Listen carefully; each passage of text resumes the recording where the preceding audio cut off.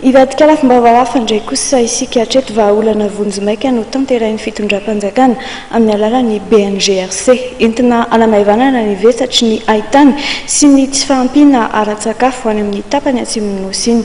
Andalam-pitadiavana vahaolana maharitra ny eo anivon'ny BNGRC izay teo amin'ny sary miravaka Andriamanalina sy Mambla Samuely.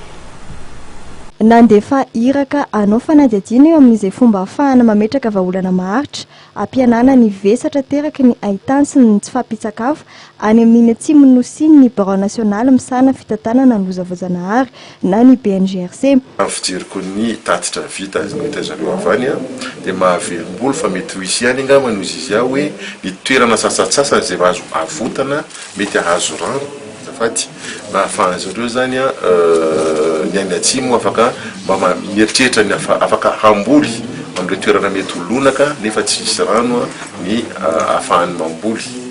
Zay vahaolana zay nefa ny mila ahitana lalamboly. Lalamboly io di tsy maintsy karoanay zany raha ohatra ka tena hoe vita tanteraka zany fanadihadiana ataon'ireo teknisianina dia anjaranay zany mitady an'le lalambola ahafahana matanteraka an'io tetika azy io. Hatreto dia vonjy aina vonjimaika ny tanterahany BNGRC sy ny mpiara-miombina nantoka amin'izy ireo. Voalaza zany fa hoe hoisy ny haitany amin'ny taona ho avy io. Fa manomboka misy izy amin'ny toerana sasatsasany amin'izao. Ary ohatran'ny isa taona ihany efa zay zany ny ataontsika hoe zay ny climatologie zany hoe toetrandro misy any atsimo.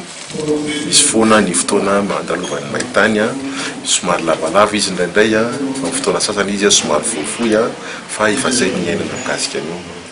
Ny anjaran'ny BNGRC zany dia mitady ny hevitra ahafahana manamaivana ny fiatraikan'io toetrandro zay misy any atsimo io. Inona ny hevitra mety tongavana amin'izay maromaro zany ny sapa-kevitra efa karohany. Ohatra zao ny voalohany dia mifanomezana ny biby fiompy ahafahana zareo manabe ny ambainday ny asa fiompiana ataon'zareo zany rehefa tsy mandeha ny fambolena. Ao ny fanampiana zareo ohatran'ny ataon'ny namatsika avy eo amin'ny PAM sy ny action contre la faim sy zareo amin'ny CRS zany dia manao activité terrain zareo ohatran'ny hoe mizara sakafo ho an'le olona. Raha ilaina dia tsy maintsy hirosoana ny fandatsahana orana artifisialy any amin'ny tapany atsimon'ny nosy iny saingy miankina amin'ny tatitra ataon'ny teknisianina izany.